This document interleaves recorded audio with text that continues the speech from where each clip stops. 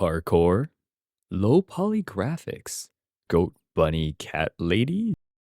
Interested? Then let me introduce you to a game called Pseudoregalia.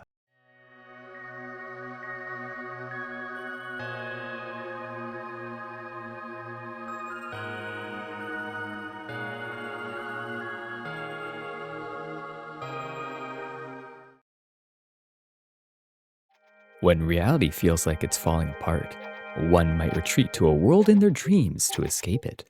Unfortunately, dreams aren't made to last. Pseudoregalia store page 2023. Entering the dream through a mirror, Sybil seeks to save the princess. Hopefully, it is not too late.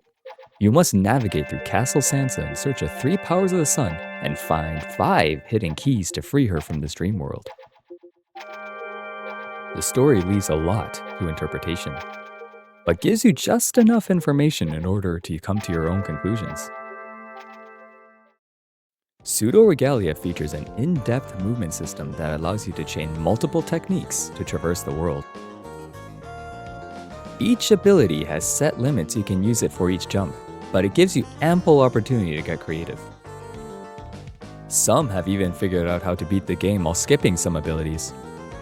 Although you do not have access to your full move list at the start of the game, it gives you enough time with each new ability to let you figure out its quirks without feeling overwhelmed.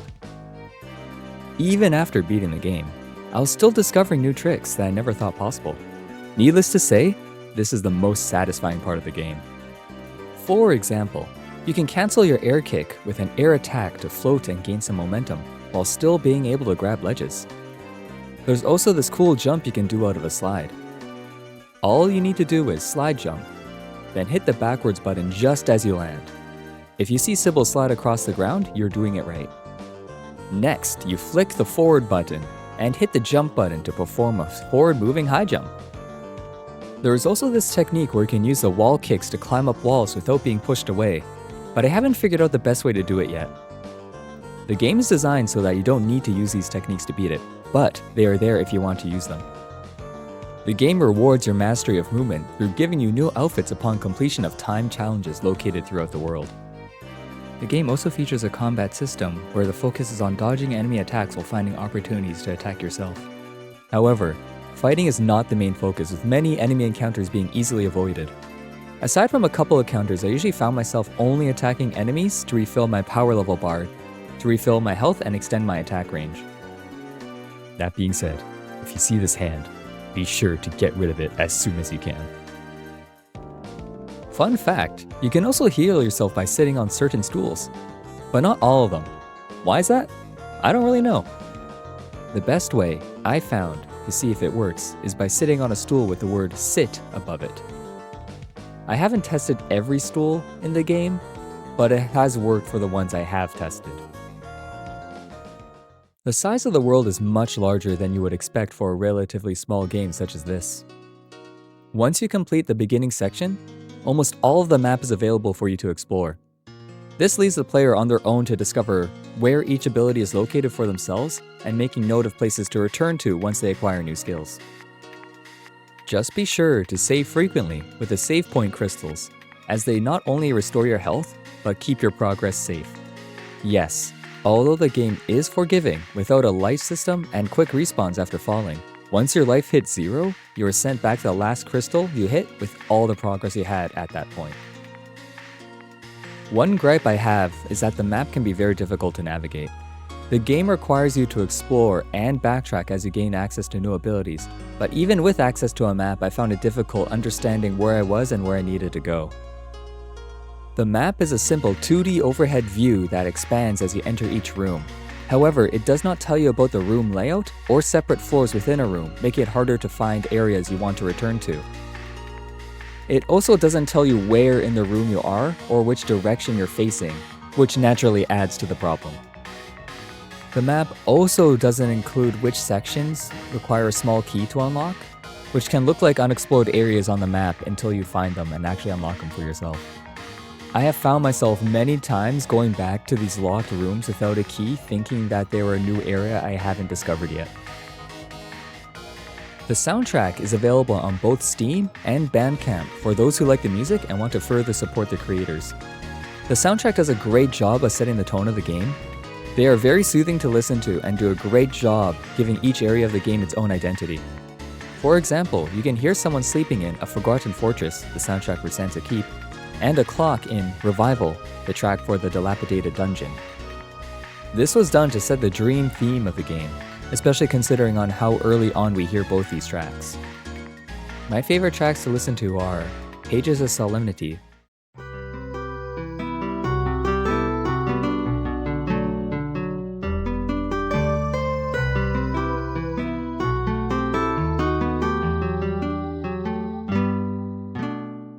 Delirious Acting,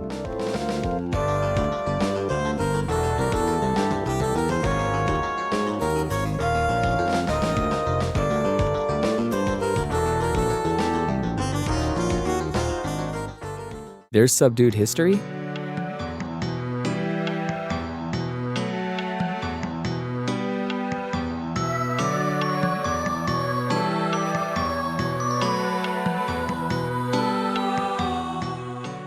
and A Forgotten Fortress.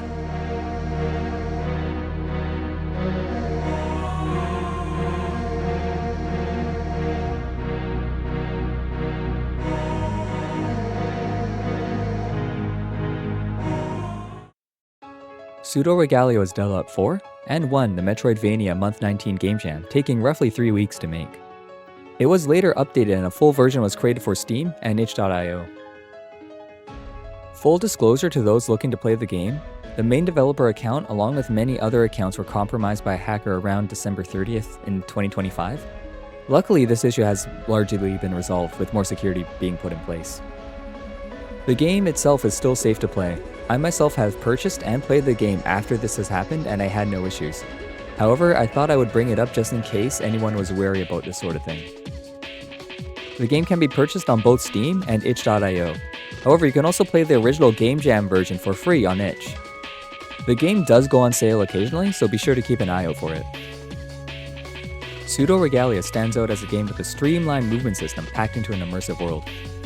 Even after beating the game, the movement system is so fun you may find yourself coming back just to slide and jump around, especially when it comes to beating those time trials. Despite the game being short, there is so much to explore in both the world and movement that even repeat playthroughs can feel different from each other. With that being said, if anything I've said has caught your interest, I strongly advise checking this game out for yourself. Anyway, I'll see you later, nerds.